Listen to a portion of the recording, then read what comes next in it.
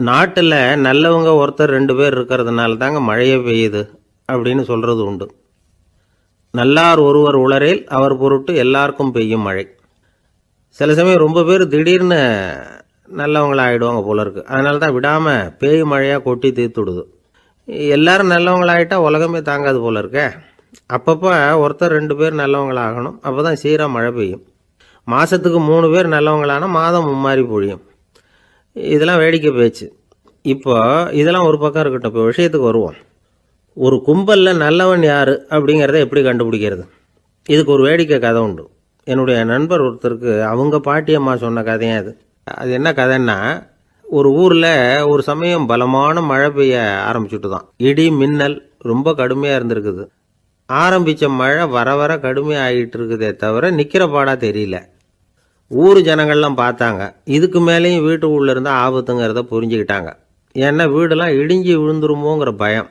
உடனே எல்லாரும் புறப்பட்டு ஊருக்கு பொதுவாக இருந்த ஒரு மண்டபத்தில் போய் தங்கிக்கிட்டாங்க. மின்னல் கடுமையாக இருந்தது. இடி எந்த நேரத்துலையும் விழலாம்ங்கிற நிலைமை. எப்போ விழலாம்னு பார்த்துக்கிட்டு இருக்குது. அந்த மண்டபத்தில் இருந்த ஜனங்கள் மனசுக்குள்ளே ஒரு பயம். நம்ம கூட்டத்தில் யாராவது ஒரு கெட்டவன் பாவம் பண்ணவன் இருந்தால் கூட இடி இந்த மண்டபத்தில் விழுந்துரும். அது எல்லாருக்கும் ஆபத்து அப்படின்னு நினச்சாங்க. சரி, இதுக்கு என்ன பண்ணலாம் அப்படின்னு யோசனை பண்ணாங்க. அந்த கூட்டத்தில் ஒரு பெரியவர் இருந்தார். அவர் ஒரு யோசனை சொன்னார். இதை பாருங்கள், அதுக்கு ஒரு வழி இருக்குது. அதோ எதிர்த்தாப்புல கொஞ்சம் தூரத்தில் ஒரு உயரமாக மரம் ஒன்று இருக்குது பாருங்கள். பொதுவாக இடி சுலபமாக விழறது அது மாதிரி உயரமான மரத்தில் தான். நம்ம கூட்டத்தில் இருக்கிறவங்க எல்லாரும் ஒவ்வொருத்தராக போய் அந்த மரத்தை தொட்டு விட்டு திரும்பி வந்துடணும். நம்மள பாவம் பண்ணவன் யாரோ அவன் அந்த மரத்தை தொடுற சமயத்தில் இடி விழுந்துடும். அவன் மட்டும் போயிடுவான். மண்டபத்தில் இருக்கிற நாமெல்லாம் பொழைச்சிக்கலாம் அப்படின்னு ஐடியா கொடுத்தார் அந்த பெரியவர். இது நல்ல யோசனையாக பட்டது. எல்லாரும் ஒத்துக்கிட்டாங்க. ஒவ்வொருத்தராக போய் அந்த மரத்தை தொட்டு விட்டு திரும்பி வந்தாங்க. இடி எதுவும் விழலை. இன்னமும் பாவம் பண்ண ஆசாமி அதை போய் தொடலை போல இருக்கு அப்படின்னு நினச்சிக்கிட்டாங்க. ஒவ்வொருத்தராக போகிறாங்க. எல்லாரும் போய் தொட்டு விட்டு வந்தாச்சு. இன்னும் ஒரே ஒரு ஆசாமி தான் பாக்கி. கடைசியாக இருந்த அந்த ஆள் பயந்துட்டான். இது வரைக்கும் இடி விழலைன்னா இப்போ என்ன அர்த்தம்? இப்போ நாம தான் பாக்கி, நாம தான் தப்பு பண்ண ஆள் போல இருக்குது அப்படின்னு நினச்சிட்டான். அதனால் துணிச்சலாக போய் தொடுறதுக்கு பயந்தான். தயங்கிக்கிட்டே இருந்தான். இருந்தாலும் மற்றவங்கள்லாம் சும்மா இருப்பாங்களா? கட்டாயப்படுத்தி கழுத்தை பிடிச்சி தள்ளாத குறையா அவனை தள்ளி விட்டாங்க. போய் தொட்டுட்டு வாடான்னு. அவன் நடுங்கிட்டே போய் அந்த மரத்தை தொட்டான். அதே வினாடி ஒரு பயங்கரமான மின்னல் இடி விழுந்துட்டுது. எங்கே விழுந்தது தெரியுமா? அந்த ஆள் மேலே இல்லை, மண்டபத்தில் விழுந்தது. மண்டபத்தில் இருந்தவங்க பூரா காலி. அந்த ஒரு ஆள் மட்டும் புழைச்சிக்கிட்டான். இந்த ஒரு ஆளை காப்பாற்றுறதுக்காக தான் இடி மண்டபத்தில் விழாமல் இருந்திருக்குது. இதுதான் கதை. அதனால் நல்லவங்க எப்படியும் தப்பிச்சுக்குவாங்க அப்படிங்கிறது ஒரு நீதி.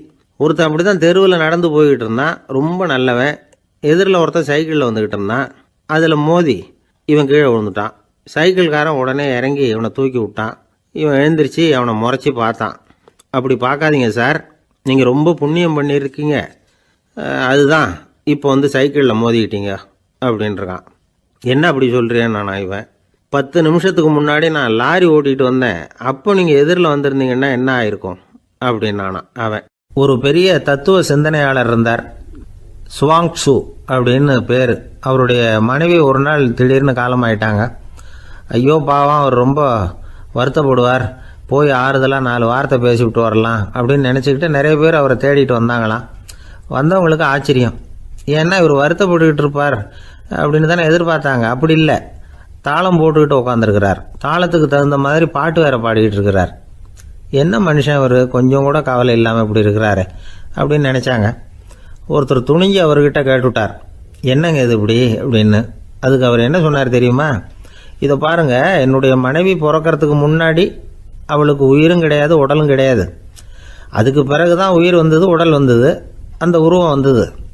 இப்போ என்ன ஆச்சு? அந்த உருவமும் உயிரும் போயிட்டுது, அவ்வளவுதானே. வந்தது போயிட்டுது. இளவேனில் காலம், இலையுதிர் காலம், பனிக்காலம், இப்படி பருவங்கள் மாறி மாறி வருது இல்லையா? அது மாதிரி பிறப்பும் இறப்பும் மாறி மாறி வருது. இது இயற்கை. இதுக்காக அழுதா அது எப்படி அப்படின்னாராம். ஞான தெளிவு அடைஞ்சவங்களுக்கு எல்லாமே சுகம்தான். திருவள்ளுவரும் அதை தான் சொல்கிறார். உறங்குவது போலும் சாக்காடு, உறங்கி விழிப்பது போலும் பிறப்பு. தூங்கிறதுக்கெல்லாம் நாம் வருத்தப்பட்டுக்கிட்ட இருக்கிறோமா? இன்றைக்கி தூங்க வேண்டியிருக்குதே, இன்னும் கொஞ்சம் நேரத்தில் நான் தூங்க வேண்டியிருக்கு அப்படின்னு சொல்லி யாராவது அழுதுகிட்டு இருப்பாங்களா? அதனால் இந்த உலக வாழ்க்கையினுடைய இயல்பை யதார்த்தத்தை நாம் தெளிவாக புரிஞ்சுக்கணும். அப்படி புரிஞ்சுக்கிட்டா நாம் கவலை இல்லாமல் வாழ முடியும். ஒரு வயசான தாத்தா பாட்டி 60 வருஷத்துக்கு முன்னாடி அவங்களுக்கு கல்யாணம் ஆச்சு, ஒன்றாவே வாழ்ந்தாங்க, ஒன்றாவே இறந்து போனாங்க. இப்போ அவங்க 2 பேரும் சொர்க்கத்துக்கு போய் சேர்ந்தாங்க. அங்கே எல்லா வசதியும் இருந்தது. ஒரு பெரிய பங்களாவே இவங்களுக்கு ஒதுக்கி கொடுத்தாங்களாம். இதுக்கு எவ்வளவு வாடகைன்னு கேட்டார் தாத்தா. வாடகையெல்லாம் கிடையாது, இலவசம் அப்படின்னார் அங்கே இருந்தவர். அந்த வீட்டுக்கு பின்னாடி ஒரு பெரிய புல்வெளி இருந்தது. இதில் விளையாட ஏதாவது கட்டணம் உண்டான்னு கேட்டிருக்கார் தாத்தா. அதெல்லாம் ஒன்றும் கிடையாது, பணம்லாம் கட்ட வேண்டியதில்லை அப்படின்னார் அவர். பக்கத்தில் ஹோட்டல் மாதிரி ஒரு பெரிய கட்டடம், உள்ள சாப்பாட்டு மேஜைகள், அது மேலே விதவிதமான பலகாரங்கள். சாப்பாட்டுக்கெல்லாம் எவ்வளவு அப்படின்னு விசாரிச்சாராம் தாத்தா. அதுதான் சொன்னேனே, இங்கே எல்லாமே இலவசம்தான், எது வேணும்னாலும் சாப்பிட்லாம், எவ்வளவு வேணும்னாலும் சாப்பிட்லாம் அப்படின்னாரா. நீங்கள் சொல்கிறீங்க அப்படி, ஆனால் நான் சர்க்கரை சேர்த்துக்கக்கூடாது, உப்பு சேர்த்துக்கக்கூடாது, பாட்டி கையால் எப்பவும் பத்திய சாப்பாடு தான் அப்படின்னாராம் தாத்தா. இதை பாருங்கள், இங்கே உங்களுக்கு அந்த கவலையும் வேண்டியதில்லை. இங்கே நீங்கள் ஸ்வீட்டு சாப்பிட்லாம், காரம் சாப்பிட்லாம், உங்களுக்கு எந்த நோயும் வராது அப்படின்னாராம் அங்கே சொர்க்கத்தில் இருந்தவர். இதை கேட்ட உடனே அந்த தாத்தா பக்கத்தில் நின்ன பாட்டியை பார்த்து கத்தினாராம். அடி பாவி, எல்லாத்தையும் கெடுத்துட்டியே, நீ எனக்கு பத்திய சாப்பாடு போடாமல் கண்டதை திங்க விட்டுருந்தா 10 வருஷத்துக்கு முன்னாடியே நான் இங்கே சேர்ந்துருப்பேனே அப்படின்னாராம். ஒரு காட்டில் ஒரு முனிவர் இருந்தார். ஒரு நாள் அவரை தேடிட்டு 4 பேர் வந்தாங்க. சுவாமி, எங்களுக்கு ரொம்ப நாளாக ஒரு சந்தேகம்னாங்க. என்னன்னு கேட்டார். இந்த உலகத்தில் எவ்வளவோ காரியங்கள் நடக்குது, எது நியாயம் எது அநியாயம் அப்படின்னு புரிஞ்சுக்க முடியலன்னாங்க. அது யாராலையும் புரிஞ்சுக்க முடியாதுன்னார் முனிவர். வந்தவங்களுக்கு ஆச்சரியமாக போச்சு, ஒரு மாதிரியாக பார்த்தாங்க. இதை முனிவர் கவனிச்சார். சரி புறப்படுங்க என்னோடன்னார். எங்கன்னு கேட்டாங்க. இப்போ உங்கள் 4 பேரையும் ஒரு புஷ்பக விமானத்தில் அழைச்சிட்டு போகிறேன். இந்த உலகத்தில் சர்வசாதாரணமாக நடக்கக்கூடிய ஒரு காட்சியை உங்களுக்கு காட்ட போகிறேன். நீங்கள் பார்க்க போகிற அந்த காட்சி நியாயமா அநியாயமா அப்படிங்கிறத என்கிட்ட சொல்லணும். நீங்கள் சரியான பதில் சொன்னால் புஷ்பக விமானத்தில் தொடர்ந்து பிரயாணம் பண்ணலாம். தவறான பதில் சொன்னால் இந்த புஷ்பக விமானம் உங்களை கீழே தள்ளி விட்டுரும் அப்படின்னார். 4 பேருக்கும் பயந்தான். இருந்தாலும் முனிவர் கூப்பிடுறாரு அப்படின்னு சொல்லி புறப்பட்டாங்க. அவங்க எல்லாரும் புறப்பட்டு ஒரு காட்டு வழியாக போய்கிட்டு இருக்கிறாங்க புஷ்பக விமானத்தில். அங்கே நடக்கிற ஒரு காட்சியை காட்டுறார் முனிவர். அதோ அங்கே பாருங்கன்னார். அந்த விமானத்தில் இருந்தபடியே எல்லாரும் கீழே குனிஞ்சு பார்க்குறாங்க. அங்கே ஒரு தாய் புலி அப்போ தான் குட்டி போட்டிருக்கு. குட்டிகளை ஈன்ற உடனே பசிக்கு இறை தேடி அந்த பக்கமாக வருது. அதே நேரம் ஒரு தாய் மான், அதுவும் அப்போ தான் குட்டி போட்டிருக்கு. அதுவும் இதே மாதிரி குட்டிகளை ஈன்ற உடனே பசிக்கு இறை தேடி அந்த பக்கமாக வருது. இப்போ அந்த புலி அந்த மானை அடித்து போட்டுவிடுது. அதுவும் சாப்பிடுது, குட்டிகளுக்கும் கொடுக்குது. இப்போ அந்த புலிக்குட்டிகள் முகத்தில் மகிழ்ச்சி, தாயை இழந்த அந்த மான் குட்டிகள் முகத்தில் துக்கம். இப்போ அந்த முனிவர் 4 பேர்கிட்டையும் கேட்குறார், நீங்கள் இங்கே பார்த்தீங்களே, இதில் எது நியாயம் எது அநியாயம் ஒவ்வொருத்தராக சொல்லுங்கள். உங்கள் பதில் சரியில்லைன்னா இந்த விமானம் உங்களை கீழே தள்ளி விட்டுரும், சொல்லுங்கள் பார்க்கலாம்னார். முதல்ல ஒருத்தன் சொன்னான், அந்த புலி செஞ்சது சரிதாங்க, அது பசிக்கு அதுதான் ஆகாரம், தன்னுடைய பசிக்கு தானே இறை தேடிக்கிட்டுது, அதில் என்ன தப்பு, அவ்வளவுதான், அதனால் புலி செஞ்சது நியாயம்தான் அப்படின்னா. அவ்வளவுதான், அந்த விமானம் அவனை அப்படியே கீழே தள்ளி விட்டுட்டுது. அதனால் அவன் கொடுத்த பதில் சரியில்லை அப்படிங்கிறது புரிஞ்சு போச்சு. இப்போ 2வது ஆள் சொன்னான், புலி செஞ்சது பாவம், அந்த தாய்மான் என்ன தப்பு பண்ணிச்சு, இப்போ அந்த குட்டிகளுக்கு யார் ஆதரவு, அதனால் புலி செஞ்சது அநியாயம் அப்படின்னா. அவ்வளவுதான், அவனையும் கீழே தள்ளி விட்டுடுது அந்த விமானம்.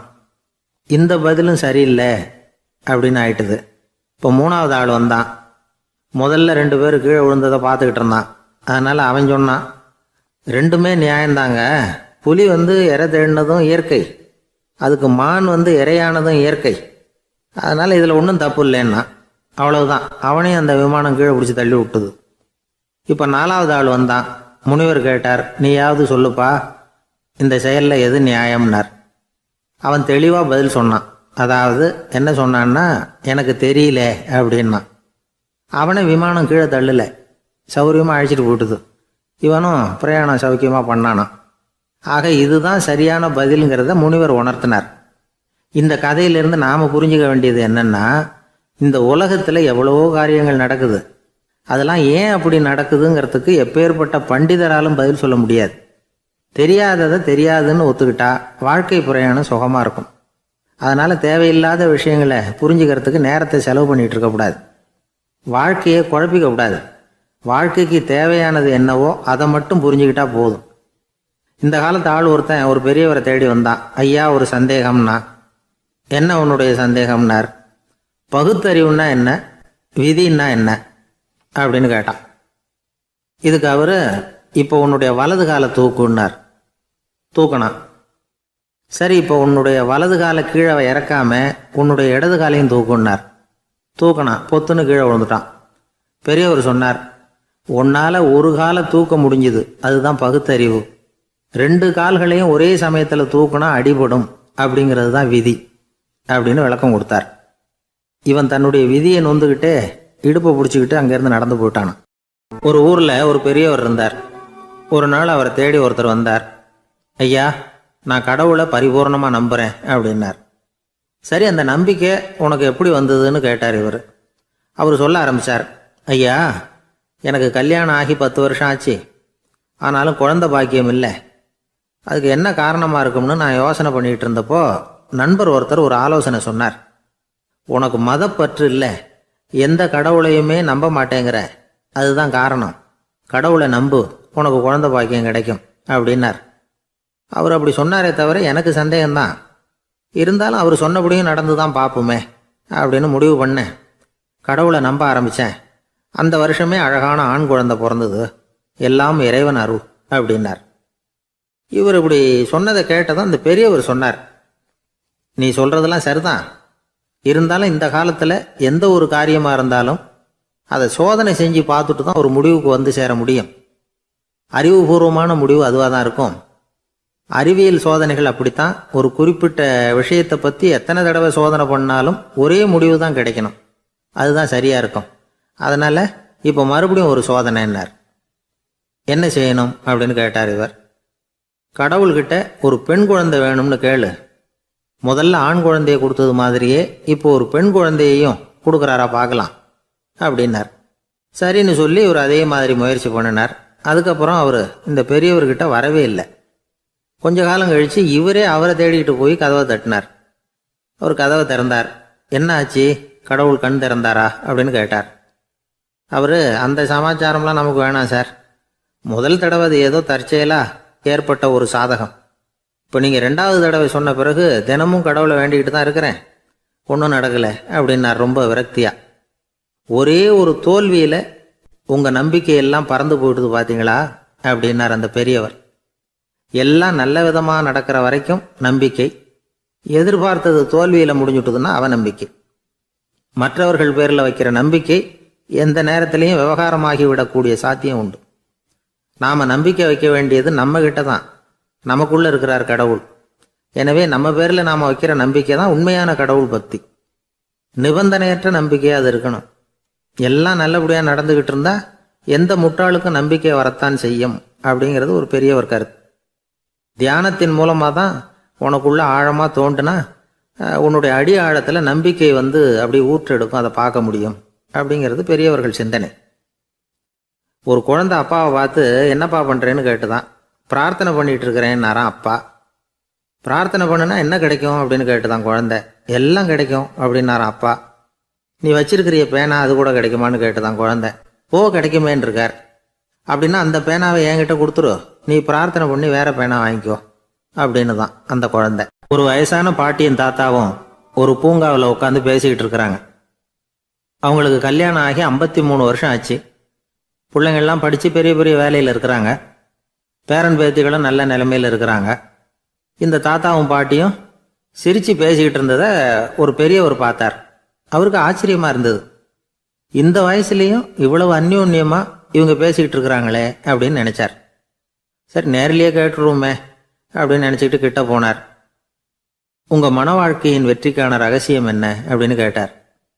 இதை கேட்டதும் அந்த தாத்தா சிரிச்சுக்கிட்டே பாட்டியை பார்த்தாராம். அதுக்கப்புறம் சொன்னாராம், நான் இந்த அம்மாவை கல்யாணம் பண்ணிக்கிட்டதுக்கும் எங்களுடைய இல்வாழ்க்கை இவ்வளவு நாளாக பலம் குறையாமல் மகிழ்ச்சியாக இருக்கிறதுக்கும் காரணம் ஒன்று தான். அது என்ன காரணம்னா, எங்களுக்கு இடையில பொதுவா நிறைய குறைகள் உண்டு, அதுதான் காரணம் அப்படின்னாராம். அவர் சொல்றது சரிதான் அப்படிங்கிறது மாதிரியே அந்த பாட்டியும் அவரை நிமிர்ந்து பார்த்தாங்களாம். இந்த பெரியவர் மறுபடியும் அந்த பாட்டியை பார்த்து அதே கேள்வியை கேட்டிருக்கார். உங்களுடைய நீண்டகால மன வாழ்க்கைக்கு கிடைச்ச வெற்றி எதனாலேன்னு சொல்ல முடியுமா அப்படின்னு கேட்டாராம். அவங்களும் சிரிச்சுக்கிட்டே பதில் சொன்னாங்களாம். என்ன பதில் தெரியுமா? சில பேரை நாம குறிப்பிட்ட பண்புகளுக்காக நேசிக்கிறோம், வேற சிலரை நாம அந்த பண்புகள் இல்லாத குறைகளுக்காகவே விரும்பி பழகிறோம் இல்லையா அப்படின்னு கேட்டுட்டு தலையை குனிஞ்சுக்கிட்டாங்களாம் அந்த பாட்டியம்மா. அவங்க அப்படி சொன்னதை கேட்டதும் இவருக்கு புதுசா ஞானம் பிறந்தது மாதிரி இருந்துதான். இதுதான் மனம் நிறைந்த மன வாழ்க்கை அப்படிங்கிறார் சுவாமி சின்மயானந்தர். பண்புகளை எப்படி நேசிக்க முடியுதோ அதே மாதிரி பண்புகள் இல்லாத குறைகளையும் நேசிக்க முடியும். மனசுதான் காரணம். ஒரு மேல்நாட்டு தம்பதி, அவங்களும் தாத்தா பாட்டி தான். அவங்க 2 பேரும் ஒரு பூங்காவில் உட்காந்து சிரிச்சு பேசிக்கிட்டு இருக்கிறாங்க. அதை ஒருத்தர் பார்த்தார். அவருக்கு ஆச்சரியம், இவ்வளவு காலம் ஆகி இந்த வயசுலயும் இப்படி அன்பா பேசிக்கிட்டு இருக்கிறாங்களே அப்படிங்கிற ஆச்சரியம். கிட்ட நெருங்கி போனாரு. கேட்டார், ஏன் தாத்தா உங்களுக்கு கல்யாணம் ஆகி எவ்வளவு வருஷம் ஆச்சுன்னார். 55 வருஷம் ஆச்சுன்னாராம் அவரு. இன்னமும் இவ்வளவு சந்தோஷமா இருக்கிறீங்களே, அதுக்கு என்ன காரணம்னு கேட்டிருக்கார். அதுக்கு என்ன காரணம்னா, இதுவரைக்கும் எங்களுக்குள்ள சண்டையே வந்ததில்லை அப்படின்னாராம். அது எப்படி முடியும்னு கேட்டிருக்கார் இவர் ஆச்சரியமா. அந்த தாத்தா சொல்ல ஆரம்பிச்சாராம், இதை பாருப்பா, எங்களுக்கு கல்யாணம் ஆன புதுசுல நானும் என்னுடைய மனைவியும் ஒரு குதிரை மேலே ஏறி ஒரு காட்டு வழியா போய்கிட்டு இருந்தோம். கொஞ்சம் தூரம் போனதும் அந்த குதிரை எடக்கு பண்ணிச்சு. நான் உடனே கீழே இறங்கி அந்த குதிரையை பார்த்து, இது உனக்கு முதல் தடவை அப்படின்னு மிரட்டலாக சொல்லிவிட்டு ஏறி உக்காந்தேன். மறுபடியும் போனோம். கொஞ்சம் தூரம் குதிரை நல்லபடியாக நடந்து போச்சு. மறுபடியும் எடக்கு பண்ண ஆரம்பிச்சுட்டுது. நான் கீழே இறங்கினேன். கையில் இருந்த சாட்டையால் ஓங்கி ஒரு அடி கொடுத்தேன். இது உனக்கு 2வது தடவை அப்படின்னு சொல்லிவிட்டு ஏறி உக்காந்தேன். மறுபடியும் குதிரை கொஞ்சம் தூரம் நல்ல விதமாக நடந்து போச்சு. அப்புறமும் எடக்கு பண்ண ஆரம்பிச்சுட்டுது. அந்த சமயத்தில் ஒரு ஆற்று பாலத்தை கடந்து போய்கிட்டு இருக்கிறோம். நான் கீழே இறங்கினேன். என்னுடைய மனைவியையும் கீழே இறங்க சொன்னேன். அந்த குதிரையை பிடிச்சி அப்படியே ஆற்றுல தள்ளி விட்டுட்டேன். தள்ளி விட்டுட்டு, இது உனக்கு கடைசி தடவை அப்படின்னு சொன்னேன். அதை பார்த்ததும் என் மனைவி பதறி போயிட்டாங்க. போய், ஐயோ பாவம், என்ன இப்படி பண்ணிவிட்டீங்க, உங்களுக்கு மனசில் கொஞ்சம் கூட இறக்கமே இல்லையா அப்படின்னாங்க. நான் மெதுவா இவங்க பக்கம் திரும்பி, இது உனக்கு முதல் தடவை அப்படின்னேன். அவ்வளவுதான். அன்னையிலேருந்து இன்னைய வரைக்கும் ஒரு நாள் கூட எங்களுக்குள்ள சண்டையே வந்ததில்லை அப்படின்னு விளக்கம் கொடுத்தார் அந்த தாத்தா. கடற்கரை ஓரமா ஒரு பெரியவர் கையால மணலை கீறிக்கிட்டே உட்காந்துருக்கிறார். என்னத்தையும் தேடிட்டு இருக்கிறது மாதிரி தெரிஞ்சுது. மெதுவா கிட்டத்துல போய், என்னத்தை தேடிட்டு இருக்கிறீங்க அப்படின்னு கேட்டோம். அவரு சாவகாசமா நிமிர்ந்து பார்த்து, நிம்மதியை தேடிட்டு இருக்கிறேன்னார். நாங்க ஒரு மாதிரி ஆயிட்டோம். இருந்தாலும் சமாளிச்சுக்கிட்டு, சார், மணல்ல கிழிஞ்சல் தான் கிடைக்கும், நிம்மதி கிடைக்காது அப்படின்னோம். சரி, இன்னைக்கு வசமா நம்ம கிட்ட ஒரு ஆள் மாட்டிக்கிட்டார் அப்படின்னு நினைச்சு அவர் பக்கமா போய் உட்காந்துக்கிட்டு கதை சொல்ல ஆரம்பிச்சிட்டோம். ஒரு பெரிய மன்னர் இருந்தார். அவருக்கு எல்லா வசதியும் இருந்தது. இருந்தாலும் ஒரே ஒரு குறை. அது என்னன்னா, நிம்மதி இல்லைங்கிற குறை. அரண்மனையில தினமும் கலை நிகழ்ச்சி, நாட்டியம் எல்லாம் நடந்துகிட்டு தான் இருந்தது. இருந்தாலும் நிம்மதி இல்லை. சரி, நிம்மதி எங்க கிடைக்கும் அப்படின்னு தேட ஆரம்பிச்சார். உடனே அதுக்கான முயற்சிகள்ல தீவிரமா இறங்கினார். நாட்டில் உள்ள தத்துவ மேதைகளை எல்லாம் கூப்பிட்டுட்டு வர சொன்னார். எல்லாரும் சேர்ந்தாங்க. அவங்கள பார்த்து, நிம்மதி எங்க இருக்குது அப்படின்னு விசாரிச்சார். அவங்களுக்கு அது தெரிஞ்சா ஏன் இப்படி ராஜா முன்னாடி நின்றுட்டு இருக்க போறாங்க? ராஜாவோட கேள்விக்கு ஒவ்வொருத்தரும் ஒவ்வொரு மாதிரி விளக்கம் கொடுக்க ஆரம்பிச்சிட்டாங்க. எந்த பதிலும் ராஜாவுக்கு திருப்தி அளிக்கக்கூடிய அளவுக்கு இல்லை. சரி, போயிட்டு வாங்கன்னு சொல்லி அவங்கள எல்லாம் அனுப்பி வச்சுட்டார். ஒரு நாள் அவர் மாளிகையில உப்பருகையில நின்றுட்டு இருக்கிறார். அந்த சமயத்துல தெருவுல ஒரு பிச்சைக்காரன் ரொம்ப உல்லாசமா பாட்டு பாடிக்கிட்டே போயிட்டு இருக்கிறான். குரல்ல ஒரு சந்தோஷம், நடையில ஒரு மிடுக்கு. அவன்கிட்ட கொஞ்சம் கூட கவலை இருக்கிறதா தெரியல. உடனே ராஜா அதை பார்த்தார். ஏவலாளிகளை கைதட்டி கூப்பிட்டார். உடனே ஓடி போய் அந்த பிச்சைக்காரனை இங்க அழைச்சிட்டு வாங்கன்னு உத்தரவு போட்டார். இவங்க உடனே ஓடி போய் அவனை கூப்பிட்டாங்க. அரண்மனைக்கு வாழ்ந்தாங்க. அவன் வரல. அரண்மனைக்குள்ள அடி எடுத்து வைக்க மாட்டேன்னு சொல்லிவிட்டான். ராஜா கிட்ட விஷயத்தை சொன்னாங்க. அவருக்கு ரொம்ப ஆச்சரியம், இப்படி ஒரு ஆள் இருக்கிறானா அப்படின்னு. சரி, அவன் என்னதான் சொல்றான் அப்படின்னு விசாரிச்சார். இவங்க மறுபடியும் தெருவுக்கு போய் கேட்டாங்க. என்ன பார்க்கணும்னா, ராஜா விருப்பப்பட்டாருன்னா அவரை வேணும்னா இங்க வர சொல்லுங்க அப்படின்னு சொல்லிவிட்டான். அதை ராஜா கிட்ட சொன்னாங்க. அவருக்கு கோபம் வரல. இவ்வளவு சுதந்திர உணர்வோடு இருக்கிறவன் சாதாரண ஆளா இருக்க முடியாது அப்படின்னு நினைச்சார். உடனே கிடுகிடுன்னு இறங்கி தெருவுக்கு வந்தார். பிச்சைக்காரங்கிட்ட போனார். நீ கவலைப்படாம சந்தோஷமா பாடிட்டு போறியே, அது எப்படி முடியுது உன்னால அப்படின்னு கேட்டார். ஏன் அப்படி கேக்குறீங்கன்னு அவன், அதுக்கு இல்ல, எனக்கு அரண்மனையில எவ்வளவோ சுகபோகங்கள்லாம் இருக்கு, இருந்தாலும் நிம்மதி இல்ல, இது ஏன்னு எனக்கு தெரியல. இந்த தேசத்துல உள்ள அறிஞர்களை எல்லாம் கூப்பிட்டு கேட்டு பார்த்துட்டேன், அவங்களுக்கும் தெரியல. உன்னை கேட்டா தெரியும்னு நினைச்சேன், அதனாலதான் சந்திக்கிறதுக்கு ஆசைப்பட்டேன், ஆனா நீ வரமாட்டேன்னு விட்டியே அப்படின்னார். பிச்சைக்காரன் கடகடன்னு சிரிக்க ஆரம்பிச்சுட்டான். மகிழ்ச்சிக்கும் உங்களுக்கும் தடையா இருக்கிறது இந்த மாளிகை தான். இதை விட்டுட்டு வெளியில வந்துட்டா நிம்மதி தேடிட்டு வந்துரும்னா. நான் அரசன், எனக்குன்னு கடமைகள் இருக்கு, அதையெல்லாம் விட்டுட்டு எப்படி வர முடியும்னார் ராஜா. ரெண்டும் ஒரே நேரத்துல கிடைக்கணுங்கிறது முடியாத காரியம். உங்க சுகபோகத்துக்கு விலையாதான் உங்க நிம்மதியை கொடுத்துக்கிட்டு இருக்கிறீங்க. என்ன பாருங்க, என்கிட்ட எதுவும் இல்ல, அதனால எதுவும் போயிடுமோங்கிற பயமும் இல்ல, நிம்மதியா இருக்கிறேன் அப்படின்னா அவன். ராஜா உடனே சந்தோஷப்பட்டு தன்னுடைய மேலங்கியை எடுத்து அவனுக்கு பரிசா கொடுத்தாரான். அவன் சிரிச்சுக்கிட்டே அதை வாங்க மாட்டேன்னு விட்டானான். இதை நீங்க எனக்கு கொடுக்கறதுனால எந்த பயனும் இல்ல, அதே நேரத்துல அதை வாங்கிட்டேன்னா அடுத்த வினாடியிலிருந்து அதை எப்படி காப்பாத்துறதுங்கிற கவலை எனக்கு வந்து சேர்ந்துரும், அப்புறம் தூக்கம் வராது, நிம்மதி போயிடும் அப்படின்னானா. சொல்லிவிட்டு அவன் பாட்டுக்கு சந்தோஷமா பாடிட்டே போயிட்டான். நிம்மதி எங்க இருக்குங்கிறதையும் ராஜா தெரிஞ்சுக்கிட்டார். அந்த இடத்துக்கு தன்னால போக முடியாதுங்கிறதையும் அவர் புரிஞ்சுக்கிட்டார். இப்படி இந்த கதைய அந்த கடற்கரையில மணலை கீறிக்கிட்டே உட்கார்ந்துருந்தார அந்த பெரியவர்கிட்ட சொல்லி முடிச்சோம். அவர் முகத்துல ஒரு தெளிவு தெரிஞ்சது. எங்களை நிமிர்ந்து பார்த்தார். ரொம்ப நன்றிங்க, இப்ப எனக்கு தெரிஞ்சு போச்சு, நிம்மதி வேணும்னா அதுக்கு என்ன பண்ணணும்னு இப்ப நல்லா புரிஞ்சுக்கிட்டேன் அப்படின்னார். என்ன புரிஞ்சுக்கிட்டீங்கன்னு கேட்டோம். இனிமே இந்த பக்கம் வந்தா உங்க கண்ணுல படாத இடமா பார்த்து உட்காரணும்னு புரிஞ்சுக்கிட்டேன் அப்படின்னார். ஒரு ஊர்ல ஒரு ஆள் இருந்தான், தையல் கடை வச்சிருந்தான். அவங்கிட்ட ஒருத்தன் ஒரு சட்டை துணி எடுத்து கொடுத்து தைக்க சொல்லியிருந்தான். வர்ற சனிக்கிழமை வா, வந்து வாங்கிட்டு போ அப்படின்னு அவன் சொல்லியிருந்தான். அதே மாதிரி இவன் வந்தான். அவன் தச்சு வச்சிருந்த சட்டையை கொடுத்தான். இவன் வாங்கி அங்கேயே போட்டு பார்த்தான். கை நீளம் ஒண்ணுக்கு ஒண்ணு வித்தியாசமா இருந்தது. வலது கை இடது பக்கத்தை விட நீளம் குறைச்சலா இருந்தது. அவன் முணுமுணுக்க ஆரம்பிச்சுட்டான், என்ன இது இப்படி தைச்சுட்டியேன்னு. இதுக்கு அவன் சொன்னான், ஐயோ இதுக்காகவா சங்கடப்படுறீங்க, வலது கையை மட்டும் கொஞ்சம் உள்ள இழுத்தாப்புல வச்சுக்கிட்டீங்கன்னா சரியா போகுது, மற்றபடி அந்த சட்டையில உள்ள கலை அம்சத்தை கவனிங்க, எவ்வளவு அற்புதமா தச்சிருக்கேன் பாருங்க, ஒரு சின்ன குறைய இப்படிலாம் பொருட்படுத்த வேண்டியதில்லை, நான் சொன்னது மாதிரி கையை கொஞ்சம் உள்ள இழுத்தது மாதிரி வச்சுக்கிட்டு நடந்து போங்க, சோரா இருக்கும் அப்படின்னா. அவனும் யோசிச்சு பார்த்தான். சரியான யோசனையா தான் தோணுச்சு. கொஞ்சம் முயற்சி பண்ணி வலது கையை கொஞ்சம் உள்ள இழுத்து சட்டை சரியா இருக்கிறது மாதிரி பண்ணிட்டான். இப்ப மறுபடியும் ஒரு பிரச்சனை. வலது கையை உள்ள இழுத்த மாதிரி அப்படியே வச்சுக்கிட்டதும் முதுகு பக்கம் கொஞ்சம் துணி தளர்த்தியா தொங்குறது மாதிரி தெரிஞ்சது. என்ன இது, முதுகு பக்கம் துணி குவிஞ்சுட்டுதே, தொங்குதே அப்படின்னா மறுபடியும், அடடா இதுக்காகவா கவலைப்படுறீங்க, உடம்ப அதுக்கு தகுந்த மாதிரி கொஞ்சம் வளைச்சிக்கிட்டா சரியா போடுது, இதுக்காக அந்த அழகான தையலை பிரிச்சு அதுல உள்ள கலை அம்சத்தை கெடுக்கிறதுக்கு என் மனசு இடம் தரல, எவ்வளவுக்கு தளர்த்தியா இருக்கோ அவ்வளவுக்கு கொஞ்சம் உடம்ப வளைச்சி அப்படி குனிஞ்சது மாதிரி போங்க போதும் அப்படின்னா. அதுவும் நல்ல யோசனையா தான் பட்டுது இவனுக்கு. சரின்னு சொல்லிவிட்டு புறப்பட்டான். தெருவில் இறங்கினான்.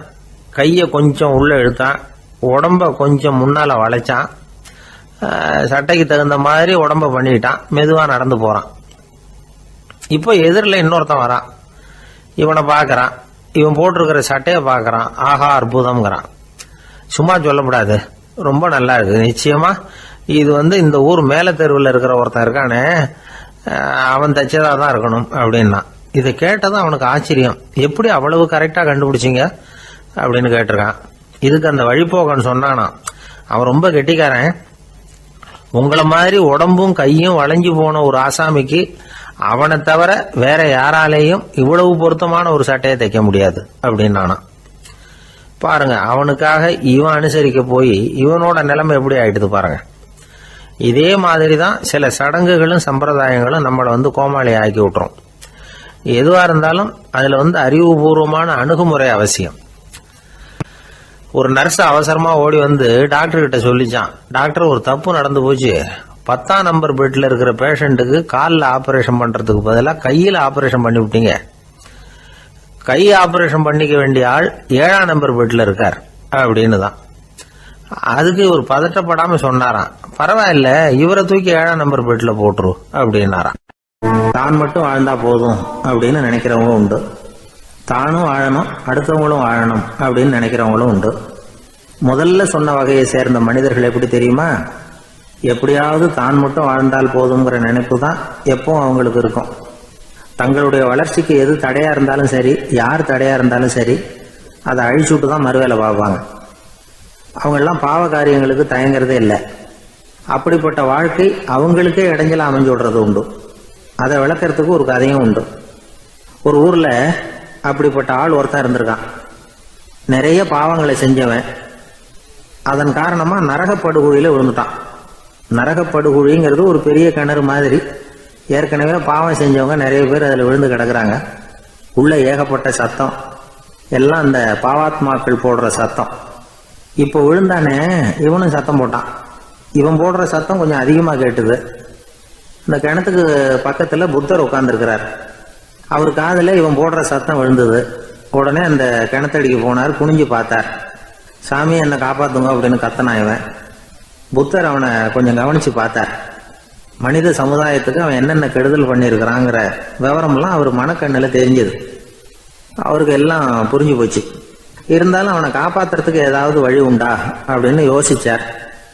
அவன் தன்னுடைய வாழ்நாளில் ஏதாவது நல்லது செஞ்சிருக்கானா அப்படின்னு பார்த்தார். ஒரே ஒரு சமயம் அவன் தன்னுடைய காலடியில மிதிபட இருந்த சிலந்தியை மிதிக்காமல் தாண்டி போயிருக்கிறான். இந்த ஒரு காரியத்துக்காக அவனை கரையேற்ற முடியுமா அப்படின்னு நினைச்சார். அவ்வளவுதான். உடனே அவர் கையில ஒரு சிலந்தி வந்து உட்காந்துதான். அதுகிட்ட இருந்து நூல் இழை வெளிவர ஆரம்பிச்சது. அந்த நூல் இழை கிணற்று ஆழம் வரைக்கும் அப்படியே நீண்டுகிட்டே போச்சான். புத்தர் பார்த்தார். இந்த நூலை பிடிச்சிக்கிட்டு மேலே ஏறி வா அப்படின்னார். என்னங்க சொல்றீங்க, இந்த சிலந்தி நூல் என்ன தாங்குமான்னு கத்தனான். எல்லாம் தாங்கும், அதை பிடிச்சிக்கிட்டு ஏறி வா அப்படின்னார். சந்தேகத்தோடவே அவன் அந்த நூல் இழைய பிடிச்சி இழுத்து பார்த்தா ரொம்ப வலுவா இருந்தது. அவனுக்கு ஆச்சரியம். அதை பிடிச்சிக்கிட்டே மெதுவா மேலே ஏறி வர ஆரம்பிச்சுட்டான். பாதி தூரம் ஏறி வந்திருப்பான். அப்போ அவன் காலுக்கு கீழே ஏதோ சத்தம். என்னன்னு குனிஞ்சு பார்க்கறான். கீழே கிடந்தவங்க சில பேரும் அந்த நூலை பிடிச்சி மேலே வந்துகிட்டு இருக்கிறாங்க. இவனுக்கு கோபம் வந்துட்டுது. தன்னுடைய இடுப்புல வச்சிருந்த கத்தியை எடுத்து தன்னுடைய காலுக்கு கீழே நூல் இழையை அப்படியே வெட்டி விட்டுட்டான். இனிமே நாம மட்டும்தான் மேலே ஏறி வந்துடணும் அப்படின்னு நினைச்சுக்கிட்டான். ஆனா நடந்தது என்ன தெரியுமா? மொத்த நூல் இழையும் அப்படியே அருந்து கீழே விழுந்துட்டுது. அவனும் பொத்துன்னு கீழே விழுந்துட்டான். மறுபடியும் கத்த ஆரம்பிச்சுட்டான். ஏற்கனவே அவன் செஞ்சிருந்த ஒரு சிறு கருணை அந்த நூல் இழைக்கு உறுதியை கொடுத்தது. இப்போ அவன் செஞ்ச பாவம் அந்த நூல் இழைய வலுவிழக்க செஞ்சுட்டுது. அடுத்தவங்களும் வாழணுங்கிற எண்ணம் அவனுக்கு இருந்திருந்தா இப்போ அவனும் கரையேறி வந்திருப்பான், மற்றவங்களும் சௌக்கியமா வந்து சேர்ந்திருப்பாங்க. அதனால நாமும் வாழணும், அடுத்தவங்களும் வாழணும் அப்படின்னு நினைக்கிறவன் வாழ்க்கையில சீக்கிரம் முன்னுக்கு வந்துடுவான். ஒருத்தன் ஒரு டாக்டர் கிட்ட போனான். மருந்து வாங்கினான். வாங்கி கொண்டாந்து பேசாம வச்சுட்டான், சாப்பிடல. அப்புறம் எதுக்காகப்பா போய் அவர்கிட்ட மருந்து வாங்கினேன் அப்படின்னு கேட்டாங்க. டாக்டர் வாழணும் இல்லையா, அதனாலதான் அப்படின்னா. அவர் கொடுத்த மருந்தை நீ ஏன் சாப்பிடல அப்புறம் அப்படின்னு கேட்டாங்க. நான் வாழணும் இல்லையா, அதுக்காக தான் அப்படின்னா. ஒரு ஊர்ல ஒரு ஆள் இருந்தான். அவன் ஒரு நாள் கோயிலுக்கு போனான். கடவுள்கிட்ட வேண்டிக்கிட்டான், எனக்கு ஒரு 1,00,000 ரூபா நீ கொடுத்தா நான் உன் சன்னதியில் ஒரு தேங்காய் உடைக்கிறேன் அப்படின்னு வேண்டிக்கிட்டான். கடவுள் பார்த்தார். உடனே அவன் கண் முன்னாடி தோன்றினார். இந்தா நீ கேட்ட 1,00,000 ரூபாய் அப்படின்னு சொல்லி அவன் கையில் பணத்தை கொடுத்துட்டு மறைஞ்சிட்டார். இவனால் நம்பவே முடியல.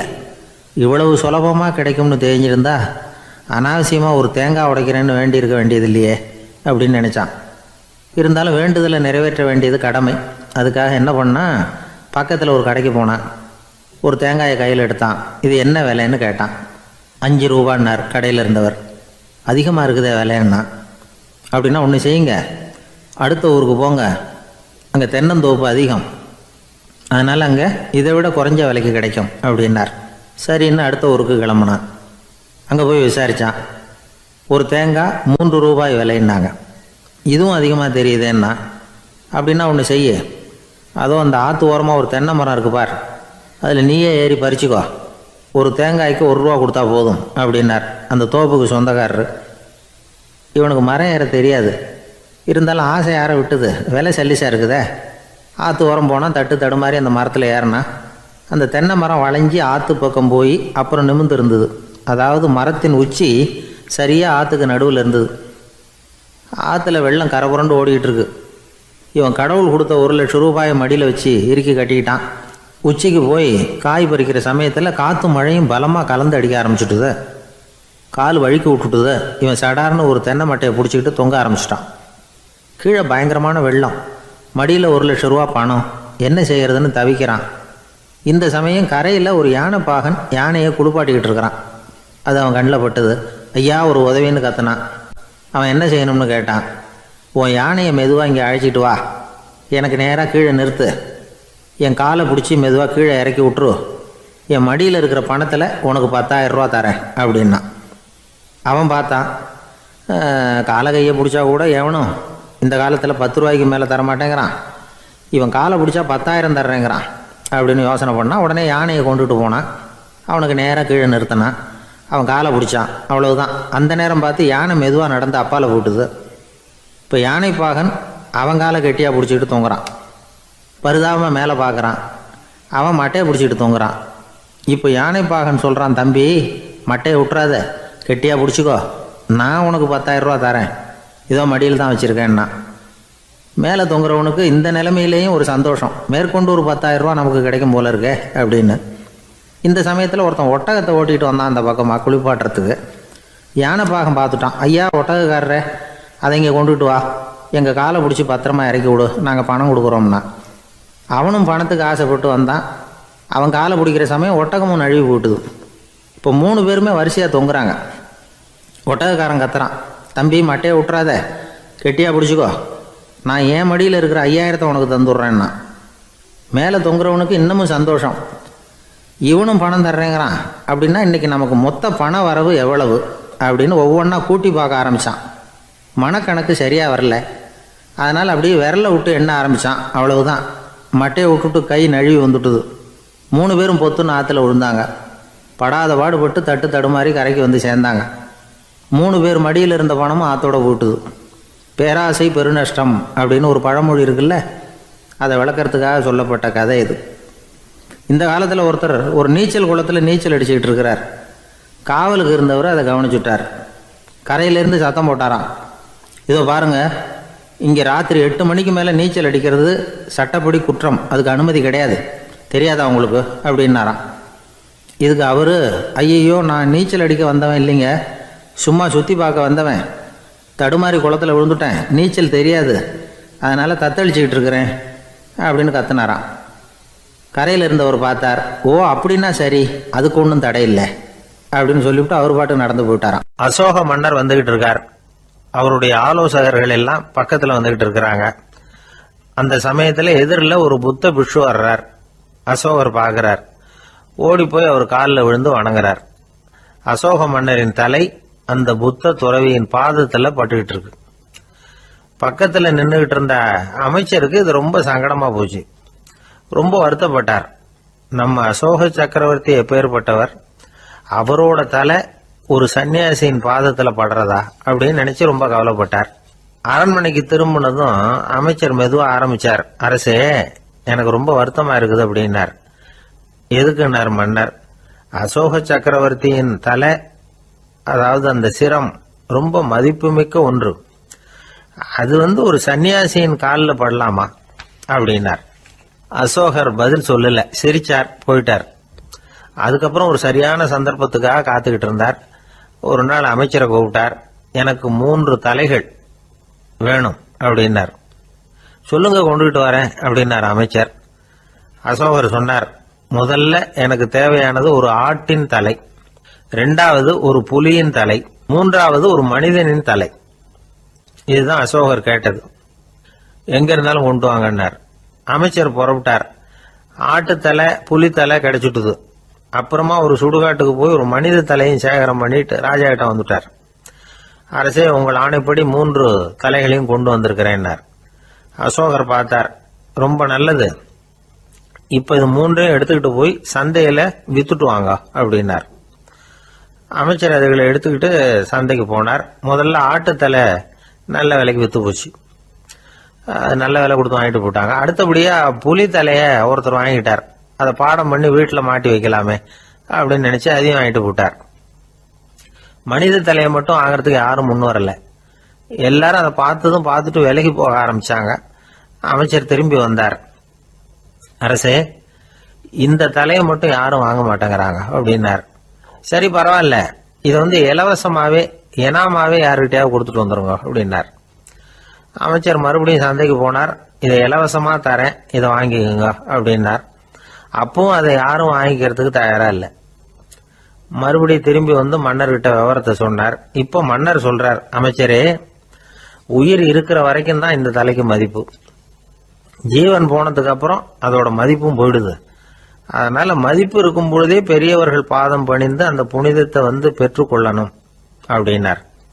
பணிவுங்கிறது வேற, அடிமைத்தனம்ங்கிறது வேற. பெரியவர்களை பணிவது நமக்கு பெருமை தரக்கூடிய விஷயம். இதை மனசுல வச்சுக்கிட்டு எப்போ காலில் விழணும், எப்போ காலில் விழக்கூடாது அப்படிங்கிறத முடிவு பண்ணிக்கணும். ஒரு சாதாரண ஆள் நடந்து வந்துகிட்டு இருந்தார். எதிரில் வந்த ஒரு பெரிய மனுஷன் ஓடி போய் அவர் காலில் விழுந்து தன்னுடைய தலையை அவர் பாதத்தில் கொண்டு போய் வச்சார். கொஞ்ச நேரம் கழிச்சு எழுந்திரிச்சு வந்துட்டார். வந்த பிறகு இவரை கேட்டேன், ஏன் திடீர்னு ஓடி போய் அந்த ஆளு காலில் விழுந்தீங்க அப்படின்னு. அவர் போட்டிருக்கிறது என்னோட காணாம போன செருப்பான்னு கண்டுபிடிக்கிறதுக்காக அப்படி விழுந்தேன் அப்படின்னார். ஒரு ஊர்ல ஒரு பெரியவர் இருந்தார். அவர் ஒரு குரு. அவர் தொடர்ந்து தியான கூட்டங்கள் நடத்துவார். அந்த கூட்டத்தில் கலந்துக்கிறதுக்காக பல ஊர்கள்ல இருந்து சீடர்கள் நிறைய பேர் வருவாங்க போவாங்க. ஒரு நாள் அங்கே கூட்டம் நடந்துகிட்டு இருக்குது. அந்த சமயத்தில் சீடர்களில் ஒருத்தன் என்னத்தையும் திருடி விட்டான். மற்ற சீடர்கள் அதை கவனிச்சுட்டாங்க. இவன் ஆப்பிட்டுக்கிட்டான். கூட்டம் முடிஞ்ச பிற்பாடு இவன் திருடின விஷயத்த அந்த பெரியவர்கிட்ட போய் சொன்னாங்களாம். அவர் கவனத்துக்கு கொண்டுகிட்டு போனாங்க. ஆனால் அவர் இதை காதிலே போட்டுக்கல, கண்டுக்கவே இல்லை. போய் சொன்ன சீடர்களுக்கெல்லாம் ஏமாத்தமாக போயிட்டுது. என்ன இது, இவ்வளவு தூரம் நாம் கண்டுபிடிச்சி போய் சொல்கிறோம், அவர் கண்டுக்கவே மாட்டேங்கிறாரே அப்படின்னு ஒரு மாதிரி ஆயிட்டாங்க. இருந்தாலும் அதை பற்றி ஒன்றுமே சொல்லிக்கல, பேசாமல் இருந்துட்டாங்க. கொஞ்ச நாள் ஆச்சு. அதே ஆள் மறுபடியும் ஒரு திருட்டில் மாட்டிக்கிட்டான். சீடர்கள் மறுபடியும் அந்த குரு கிட்ட விஷயத்த சொன்னாங்க. அவர் அப்பவும் வழக்கம் போல சும்மாவே இருந்துட்டார். இவர் இப்படி இருக்கிறத பார்த்ததும் அந்த சீடர்களுக்கு கோபம் வந்துட்டுது. உடனே அந்த சீடர்கள்லாம் ஒன்று கூடி பேசினாங்களாம். எல்லாருமா சேர்ந்து ஒரு விண்ணப்பம் தயார் பண்ணாங்க. அதை குருநாதர்கிட்ட கொண்டுட்டு போய் கொடுத்தாங்க. அந்த விண்ணப்பத்தில் இவங்க என்ன எழுதியிருக்கிறாங்க தெரியுமா? குருநாதர் அவர்களே, உடனே திருடனவன் மீது சட்ட நடவடிக்கை எடுக்கணும். நீங்கள் அப்படி அவனை இங்கே சேர்க்கக்கூடாது. நீங்கள் சேர்த்தீங்கன்னா நாங்கள் இங்கே இருக்கிறத பற்றி யோசிக்க ஆரம்பிச்சிருவோம். அவனை இந்த மடத்தை விட்டே துரத்தி பண்ணணும். நீங்கள் அவனை வெளியில் அனுப்புங்க, இல்லைன்னா நாங்கள் அத்தனை பேரும் வெளியில் போயிடுறோம். இப்படி தான் அந்த விண்ணப்பத்தில் எழுதியிருக்கிறாங்க. குரு அந்த விண்ணப்பத்தை வாங்கி படித்து பார்த்தார். அதுக்கப்புறம் அதை எழுதின அத்தனை பேரையும் கூப்பிட்டாரு. எல்லாரும் இப்படி வாங்கன்னாரு. வந்தாங்க. இப்படி என் எதிரில் உட்காருங்கன்னார். உட்காந்தாங்க. அப்புறம் சொன்னார், இதை பாருப்பா, நீங்கள் எல்லாரும் புத்திசாலிகள். உங்களுக்கு எது நல்லது எது கெட்டதுங்கிறது நல்லா தெரியும். நீங்கள் மேற்கொண்டு ஏதாவது படிக்கணும்னு நினச்சா வேறு எங்கே வேணும்னாலும் போகலாம். அதுக்கு நான் தடை சொல்ல மாட்டேன். ஆனால் உங்களால் குற்றம் சாட்டப்பட்ட அவன் இருக்கானே, அவன் எப்படின்னா அவனுக்கு எது நல்லது எது கெட்டதுங்கிறதெல்லாம் தெரியாது. அதனால தான் திருடுறான். நீங்கள் சொல்கிறது மாதிரி அவனை அடித்து துரத்தி விடுறோம்னு வச்சுக்கோங்க, அவனுக்கு எப்படி நல்லது கெட்டது தெரியும்? அவனுக்கு அதை யார் சொல்லி கொடுக்கறது? அதனால் இங்கேயே இருக்கட்டும், அதுதான் சரி. இதுக்காக நீங்கள் எல்லாரும் என்னை விட்டுட்டு போனாலும் சரி, அவனை நான் விரட்ட மாட்டேன் அப்படின்னு விட்டாரான். இவ்வளவையும் திருடனை அந்த சீடன் கேட்டுக்கிட்டே இருந்திருக்கான். அவன் கண்களில் கண்ணீர். அப்படியே எழுந்திரிச்சு வந்தான். குரு காலில் விழுந்தான். அவன் கண்ணீரில் அவனது தீமை கழுவப்பட்டது அப்படிம்பாங்க. அதாவது சீடர்களுக்கு அந்த குருவோட பெருமை அப்போ தான் புரிஞ்சுதான். ஒரு நல்ல ஆசிரியர் இருக்காருன்னு வச்சுங்க, நல்லா படிக்கிற பையனுக்கு தான் பாடம் சொல்லி கொடுப்பேன்னா அது என்ன பெரிய விஷயமா? மோசமாக படிக்கிறவனையும் மாற்றி காட்டுறேங்கிறது தான் பெருமை. இந்த காலத்து குரு ஒருத்தர் ஒரு ஆசிரமம் வச்சு நடத்திட்டு வந்தார். நிறைய பேர் தினம் வருவாங்க போவாங்க. ஒரு நாள் ஒருத்தன் வந்தான். அந்த குரு முன்னாடி போய் நின்னான். ஐயா, என்ன உங்கள் சீடனாக ஏற்றுக்கணும்னா. அந்த குரு நிமிர்ந்து பார்த்தார். உன்னுடைய நோக்கம் என்னன்னு கேட்டார். ஐயா, உங்ககிட்ட கொஞ்ச நாள் இருந்தேன்னா நல்ல பழக்க வழக்கங்களை கற்றுக்கலாம். அதுக்கப்புறம் வெளியில் போய் ஒரு நல்ல தொழில் தொடங்கி வாழ்க்கையில் முன்னுக்கு வரணுங்கிறது தான் என்னோட நோக்கம் அப்படின்னா. நீ சொல்கிறது சரி, ஆனால் உன்னால் இங்கே நல்ல பழக்க வழக்கங்களை கற்றுக்க முடியலேன்னு வச்சுக்கோ, அப்போ என்ன பண்ணுவேன் அப்படின்னு கேட்டார் அவர். அப்படி ஆச்சுன்னா என்ன, உங்களை மாதிரியே ஒரு ஆசிரமம் ஆரம்பித்து அதுக்கு குருவாக இருந்துட்டு போகிறேன் அப்படின்னு நானும். ஒருத்தன் வேகமாக ஓடி வந்தான். ஏப்பா அப்படி தலை தெறிக்க ஓடி வர்றேன்னு கேட்டேன். பின்னாடி துரத்திக்கிட்டு வருது சார் அப்படின்னா. ஏதாவது நாய் துரத்திக்கிட்டு வருது போல இருக்கு அப்படின்னு நினச்சி அவனுக்கு பின்னாடி பார்க்குறேன். கண்ணுக்கு எட்டின தூரம் வரைக்கும் எதுவுமே தெரியல. ஏன்பா எதுவும் ஒன்றை துரத்துறது மாதிரி தெரியலையே என்ன? நல்லா பாருங்கள் சார் அப்படின்னா. பார்த்துட்டு தான் சொல்கிறேன் என்ன. இதோ பாருங்கள் சார், இதுதான் என்னை துரத்துது அப்படின்னு அவன் காட்டுறான். அவன் சுட்டி காட்டின இடத்துல பார்த்தா அங்கே அவனுடைய நிழல் தான் தெரியுது. என்னப்பா சொல்கிற அப்படின்னு சொல்லி அவனை சந்தேகமாக பார்த்தேன். அதுக்கப்புறம் தான் அவன் விவரமாக பேசினான். சார், எனக்கு என் நிழலை கண்டா பிடிக்கிறதில்ல. எப்போ பார்த்தாலும் இது என்னையே பின்தொடர்ந்து வந்துக்கிட்டு இருக்குது. இதை என்னால் சகிக்கவே முடியல. இதை என்கிட்டேருந்து பிரிக்கிறதுக்கு எவ்வளவோ முயற்சிகள்லாம் பண்ணி பார்த்துட்டேன், முடியலன்னா. அப்படி என்னென்ன முயற்சிகள் பண்ணினேன் அப்படின்னு கேட்டேன். அவன் என்னென்ன செஞ்சாங்கிறத விவரமாக சொன்னான். அவன் என்ன பண்ணியிருக்கிறான், ஒரு பெரிய குழியை தோண்டி அதில் தன்னுடைய நிழலை புதைச்சிருவோம் அப்படின்னு முடிவு பண்ணிட்டு மண்வெட்டி எடுத்துக்கிட்டு தோட்டத்து பக்கம் போயிருக்கான். ஆழமாக ஒரு குழியை தோண்டியிருக்கான். குனிஞ்சு பார்க்குறான். அந்த குழிக்குள்ளே தன்னுடைய நிழல் தெரியுது. ஆஹா, இதுதான் சமயம், நிழல் இப்போ குழிக்குள்ளே இருக்குது, மண்ணை போட்டு மூடி விடலாம் அப்படின்னு நினச்சிக்கிட்டு கொஞ்சம் மண்ணை அள்ளி போட்டான். பார்த்தா இப்போ அந்த நிழல் அந்த மண்ணுக்கு மேலே வந்து நிற்கிது.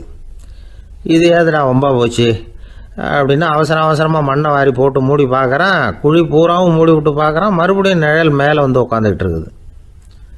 சரி, இதை குழியில் புதைக்க முடியாது அப்படின்னு முடிவு பண்ணிட்டு இதை இங்கேயே இப்படியே விட்டுட்டு ஒரே ஓட்டமாக ஓடி போடுவோம் அப்படின்னு நினச்சி எடுத்தான் ஓட்டம்.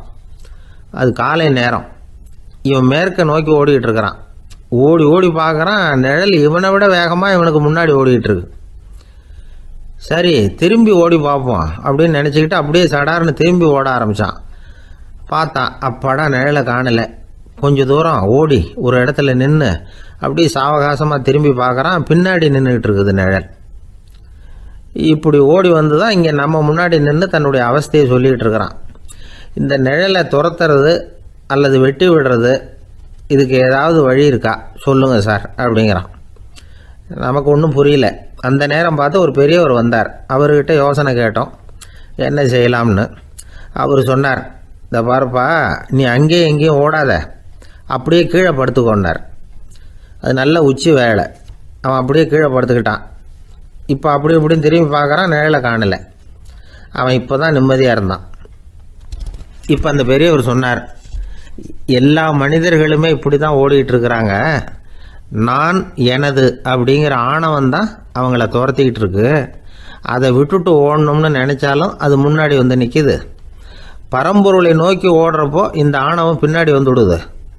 பரிபூர்ண சரணாகதிங்கிற நிலையில் அது முழுசுமாக மறைஞ்சுவிடுது. தன்னை உணர்கிற வேலை அது.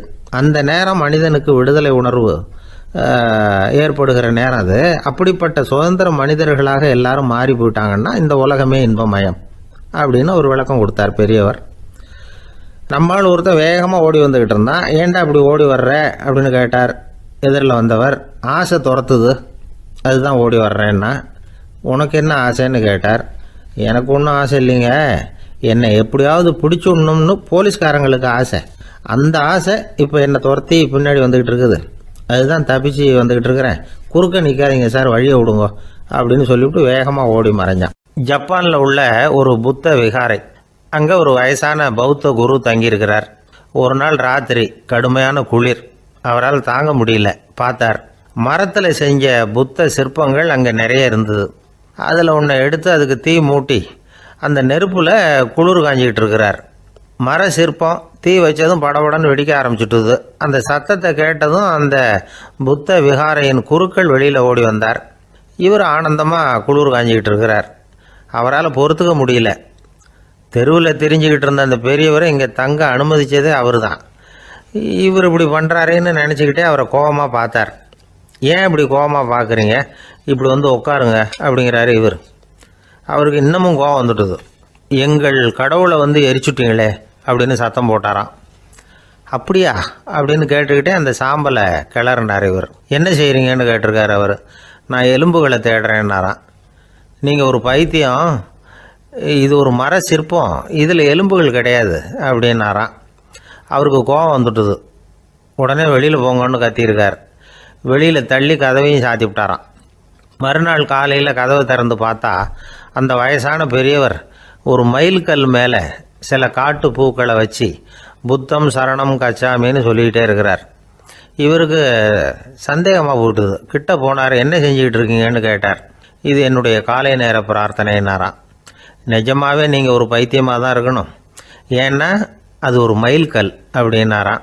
இப்போ அந்த பெரியவர் சொன்னாராம், நீங்கள் ஒரு மரத்தை புத்தராக நினைக்கும் பொழுது நான் ஏன் ஒரு மைல்கல்ல புத்தராக நினைக்கக்கூடாது?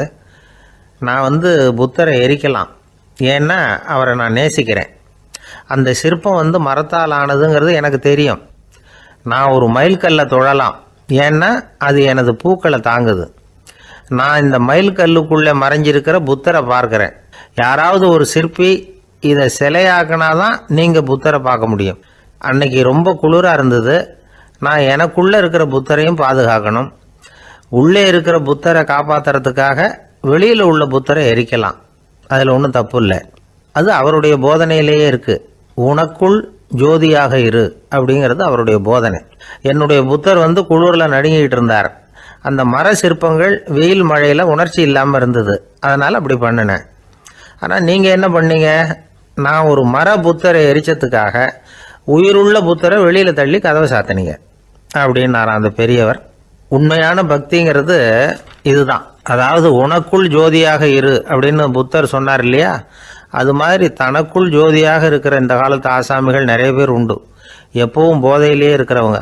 ஒரு நாள் நடு ராத்திரி ஒரு மது கடையில் ஒரு ஆள் அங்குள்ள சிப்பந்திகள் கிட்ட கேட்டுக்கிட்டு இருக்கிறான். மறுபடியும் இந்த கடை எப்போ திறப்பாங்கன்னு கேட்டானா. நாளைக்கு காலையில் 8 மணிக்கு திறப்பாங்க அப்படின்னு நானும் அங்கே இருந்த ஆள். அவன் திருப்பி திருப்பி அதையே கேட்டுக்கிட்டு இருக்கான். இவனுக்கு பதில் சொல்லி சொல்லி அழுத்து போச்சு. அதான் சொல்கிறேன் ஐயா, நாளைக்கு காலையில் வா அப்படின்னாங்களாம். அதுக்கு இவன், நான் வர்றதுக்காக கேட்கலையா, நேற்றுக்கு வந்தவன் உள்ளேயே மாட்டிக்கிட்டேன், வெளியில் போகிறதுக்காக கேட்டேன் அப்படின்னு நானும். ஒரு ஏரி ஓரமாக 2 பசங்க நடந்து போய்கிட்டு இருக்கிறாங்க. அதில் ஒருத்தன் பணக்கார வீட்டு பையன், இன்னொருத்தன் ஏழை. இவங்க 2 பேரும் போய்கிட்டு இருக்கிறாங்க. வழியில் ஒரு இடத்துல ஒரு ஜோடி செருப்பு இவங்க கண்ணில் படுது. ஒரு விவசாயி அந்த செருப்பை அங்கே விட்டுட்டு பக்கத்தில் இருந்த ஏரியில் கை காலை கழுவிட்டு இருக்கிறார். உடனே அந்த பணக்கார பையனுக்கு ஒரு ஐடியா. அவன் சொன்னானா, டேய், இப்போ ஒரு வேடிக்கை செய்யலாம். அந்த செருப்பு 2ஐயும் தூக்கி எட்டத்தில் வீசி எறிஞ்சிருவோம். அந்த ஆள் பார்த்துட்டு செருப்பை தேடி அல்லாடுவான், அங்கேயும் இங்கேயும் ஓடுவான், திருன்னு முழிப்பான். அதை பார்த்து நாம் ரசிக்கலாம், நல்ல தமாஷா இருக்கும் அப்படின்ட்டுருக்கான். இப்படி சொல்லிவிட்டு அந்த செருப்புகளை தூக்கிறதுக்கு போனானா. கொஞ்சம் பொறு அப்படின்னானா அந்த ஏழை பையன். ஏன்னு கேட்டிருக்கான் அவன். இப்போ அந்த ஏழை பையன் சொன்னானா, நீ சொல்கிறது ஒன்றும் வேடிக்கை கிடையாது. உன்னோட செருப்பு தொலைஞ்சா உன் அப்பா உடனே உனக்கு வேறு செருப்பு வாங்கி கொடுத்துருவார். ஆனால் அந்த ஆளுக்கு இந்த செருப்பு தொலைஞ்சதுன்னா வேறு புதுசாக வாங்கிறதுக்கு வாயையும் வயத்தையும் கட்டி பணத்தை சேர்க்க வேண்டியிருக்கும். அதனால் நான் ஒரு வேடிக்கை சொல்கிறேன், அது மாதிரி செய், அது இன்னமும் தமாஷா இருக்கும் அப்படின்னானா. எப்படி அது சொல்லுன்றிருக்கான் அவன். செருப்பு 2ம் அது இருக்கிற இடத்துலையே இருக்கட்டும். உன் சட்டப்பையிலிருந்து ஒரே ஒரு ரூபா நாணயத்தை எடு. அதை அந்த செருப்பு மேலே அதோட குதிகால் பகுதியில் வச்சுட்டு நாம் 2 பேரும் அந்த மரத்துக்கு பின்னாடி ஓடி போய் மறைஞ்சு நின்றுக்குவோம். அப்புறம் பாரு வேடிக்கையே அப்படின்னா. அதே மாதிரி ரூபா காசு செருப்பு மேலே வச்சுட்டு இவங்க 2 பேரும் மறைஞ்சு நின்றுக்கிட்டாங்க. கொஞ்ச நேரத்தில் அந்த விவசாயி வந்தார். காலில் உள்ள மண்ணை தட்டிவிட்டு செருப்பை மாட்டுறதுக்காக போனார். அங்கேருந்து காசு கண்ணில் போட்டுவிட்டுது. அவருக்கு ஆச்சரியமாக போச்சு. அதை கையில் எடுத்து பார்க்குறார். 4 பக்கமும் திரும்பி திரும்பி பார்க்குறார், யார் இதை வச்சுருப்பான்னு. கடைசியில் ஆகாயத்தை பார்க்குறார். ஆண்டவா, இது உன்னோட கருணை தான்.